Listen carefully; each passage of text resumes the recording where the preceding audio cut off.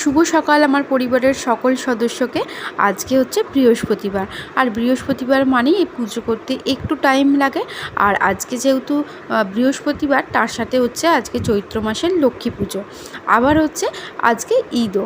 ঈদের জন্য সকল বন্ধুদেরকে জানাই শুভ ঈদ মুবারক। সবাই খুব খুব ভালোভাবে ঈদটা সেলিব্রেট করো, আর ভগবানের কাছে একটাই প্রার্থনা করি, সবাই ভালো থেকো, সুস্থ থেকো। চলে এলাম অনেক দিন পর আবারও একটা নতুন ব্লগ নিয়ে। বিগত কয়েক মাস হয়ে গেল আমি কোনো ব্লগ দিতে পারিনি, বলতে পারো একটু অনীহা বা এই সংসারের চাপের কারণে। ছোট বাচ্চা নিয়ে সংসার সামলে সব কিছু কাজ করে আর একদমই সময় করে উঠতে পারছিলাম না যে ব্লগ দেব। যে সময় থেকে আমি ব্লগ দেওয়াটা বন্ধ করে দিয়েছিলাম, সেই সময়টাতে আমি দেখছিলাম প্রায় প্রত্যেক দিনই 2, 3, 4 করে সাবস্ক্রাইবার গেইন হতো। কিন্তু বন্ধ করে দিয়েছি, ওই যে বললাম সংসারের চাপে একা হাতে আর কিছুই পারছিলাম না করে উঠতে, সেই কারণেই ব্লগ দেওয়াটা পুরোপুরির জন্য বন্ধ করে দিয়েছিলাম। এখন সত্যি বলতে খুবই আফসোস হচ্ছে, যদি আমি এই 3টে মাস ব্লগ দিতাম তাহলে আমার সাবস্ক্রাইবারটা অনেকটাই বেড়ে যেত।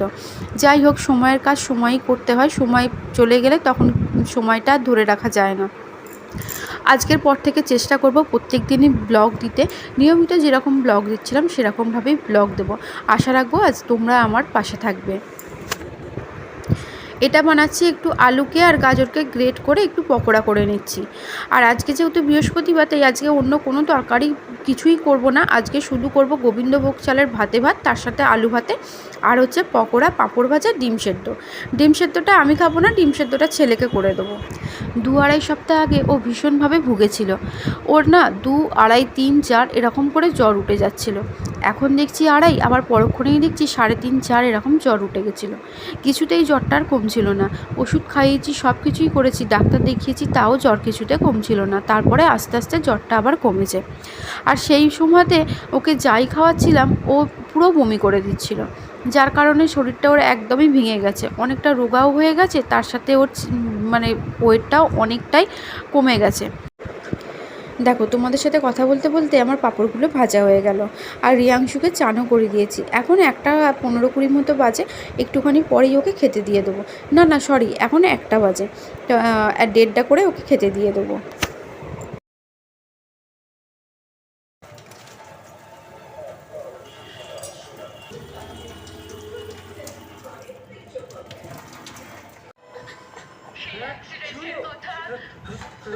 ও মাই গড, এসব কিভাবে?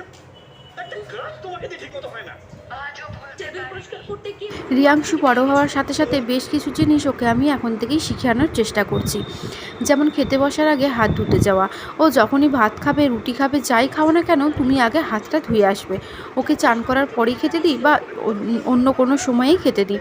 ওরা ছোট বাচ্চা, ওরা নোংরা ময়লা ঘাঁটবেই, তাই খেতে বসার আগে অবশ্যই করে তুমি আগে হাতটা ধুয়ে নেবে।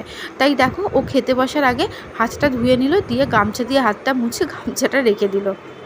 আর যেহেতু পাঁপড় হয়েছে, ও আগেই পাঁপড়টাকে তুলে নিয়েছে। চলো ওকে এখন খাইয়ে দিই।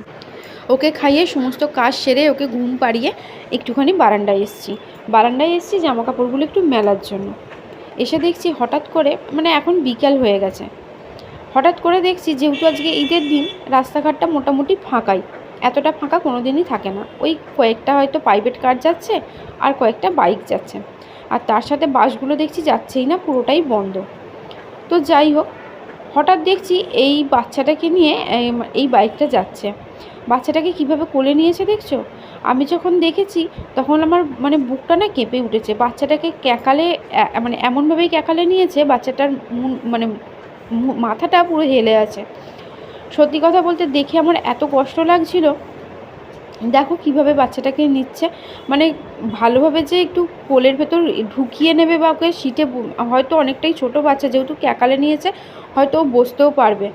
তো ওরকম আমার মনে হয় এরকম বাইকে করে যাওয়ার সময় এই বাচ্চাদেরকে একটু সিরিয়াসভাবে নেওয়াটাই বেশি দরকার।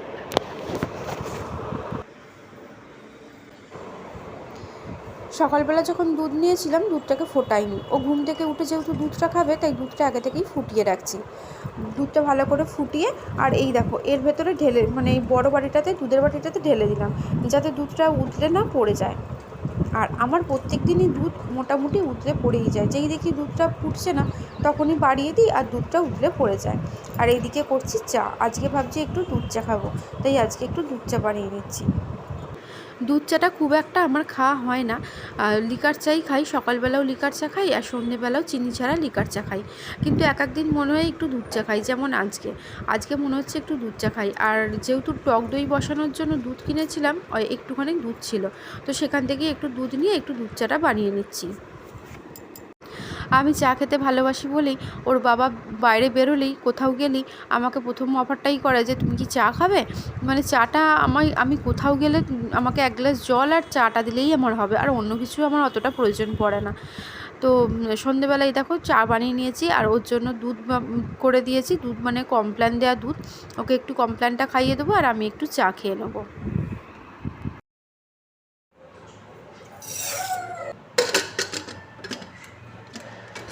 বাড়িতে কোনো রকম সবজি না থাকলে তরকার মতো এরকম মুগ কড়াই খেয়ে দেখো, খুব ভালো লাগবে।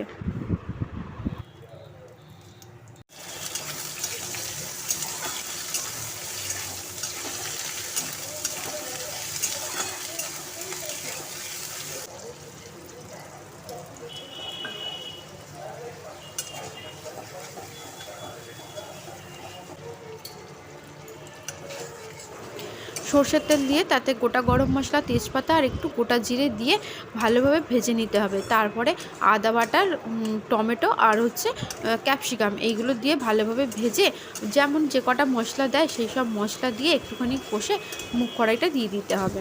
ডিম ছাড়া তড়কা বলতে পারো। আজকে যেহেতু বৃহস্পতিবার ডিমটা দেবো না, তাই জন্য আজকে এরকমভাবে মুগ কড়াইটা বানিয়ে নিলাম। আর বাড়িতে কোনো সবজি না থাকলে এরকমভাবে তড়কাটা এরকমভাবে বানিয়ে দেখো, খুব ভালো লাগবে। আর ওপর থেকে একটু কাস্তুরি মেথি দিয়ে দিয়েছি, খেতে কিন্তু সত্যি বলতে খুব সুন্দর হয়েছিল।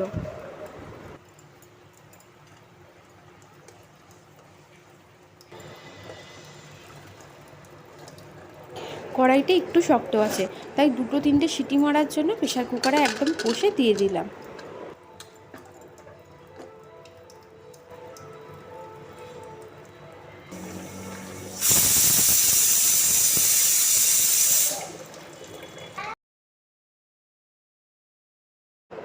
এদিকে বানাচ্ছি একটু টক দই।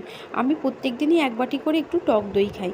আর এই টক দই পাতার জন্য প্রথমে দম্বলটাকে আমি একটু এরমভাবে গুলিয়ে নিচ্ছি, তারপর ঈষদুষ্ণ গরম দুধটা এতে ঢেলে দেবো।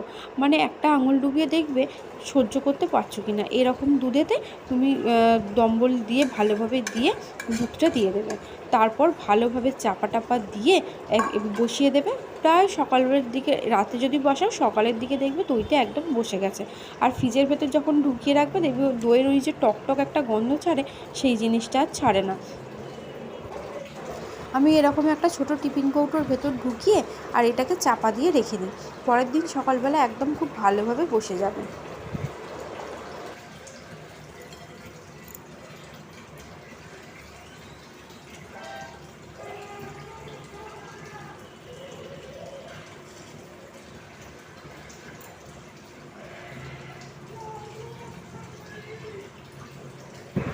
এখন 10টা মতো বাজে, আমি খাবার নিয়ে বসে পড়েছি। আর এই দেখো তরকাটা যে বানিয়েছিলাম ডিম ছাড়া তরকা, তো সত্যি বলতে খুব সুন্দর খেতে হয়েছে। আর 9:30 থেকে ওকে খাবার দিয়ে দিয়েছি, মানে ওকে খাওয়াতে খাওয়াতে জাস্ট আর একটুখানি বাকি আছে। আমিও 10টা বাজলে বসে পড়ি, কারণ কাজ সারতে সারতে প্রায় 11টা মতো বেজে যাবে। তো আমি কি করি, কিচেনের সমস্ত কাজ সেরে তারপরেই আমি ঘুমোতে যাই, যাতে সকালবেলা উঠে আমার ওই অগোছালো কিচেন আমাকে না দেখতে হয়। আর এই দেখো কলের জলটা পড়েই যাচ্ছে, কারণ কলটা কীভাবে খারাপ হয়ে গেছে বুঝতে পারছি না, কলের জল কিছুতেই বন্ধ হচ্ছে না। আমি কি করি, এইটা দিয়ে মেরে মেরে আগে কলটাকে টাইট করে দিই, তখন কি হয় জলটা আর পড়ে না। আজকের মতো ভিডিওটা এখানেই শেষ করছি। সবাই ভালো থেকো, সুস্থ থেকো, আর ভিডিওটা ভালো লাগলে একটা লাইক করে দিও।